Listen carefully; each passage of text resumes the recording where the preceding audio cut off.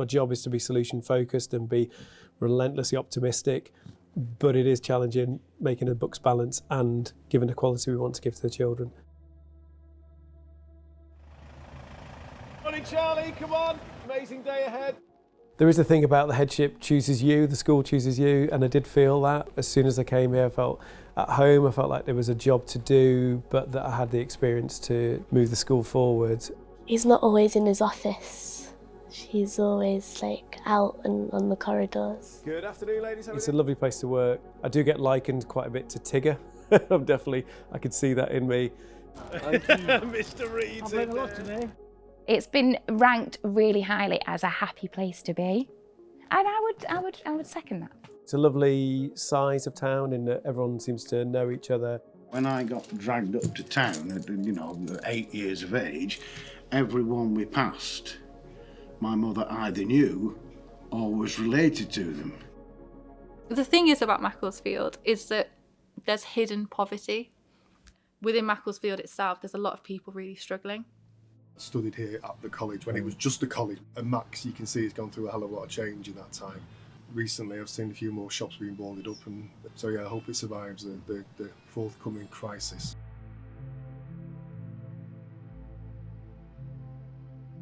We have about national average in terms of pupil premium cohort.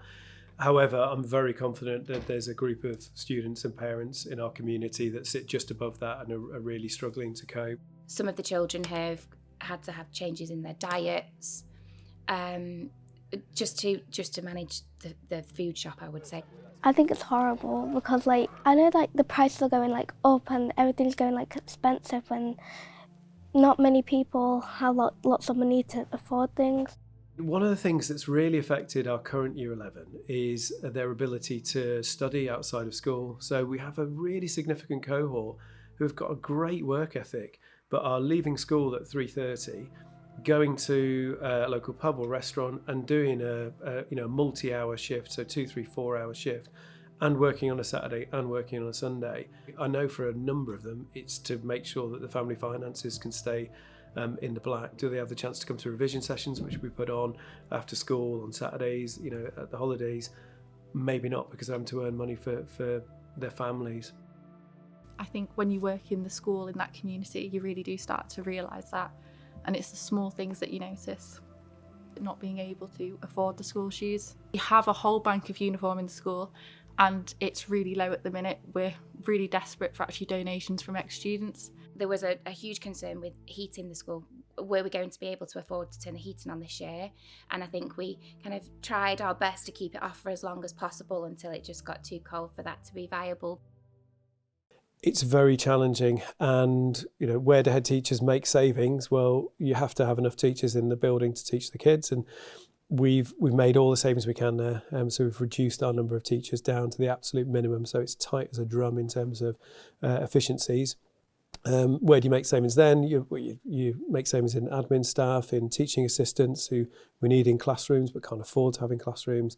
So it becomes very, very real and pressing demand on the school. Between the team, we've picked that up and we've made it work, but there's only so much of that I can do until I hit a point where I can't make any more savings. The journey has been relentless. I'm delighted that we're hugely oversubscribed for September 23. I expect that to continue. A genuine thanks to teachfirst as a community of educators. If there's anything you can do to help us out, it happened. So real crucial moment when we appointed a science and English and a maths teacher. And that was a turning point. Like, some of the existing staff saw the quality of these people coming in and raised their game. Because of that, things are improving. And the job isn't about me, the job is about the school. It's my job to hand the school over in a better place than it was when I picked it up. The teachers are working so hard all of the time, flat out, to make sure that the children are cared for, looked after, and learning. The teachers are the ones that kind of go under the radar a little bit, and just a big thank you really to everybody that I work with, because I know that they work so hard, and the workforce itself is just such a supportive environment. If you invest in the children, we get better outcomes. We get better outcomes as a nation. You get students that are better prepared for work and competing in a global environment. It's a win-win. So investing in education clearly has benefits later on, and it's having the pain now to invest in education to get the gains later on.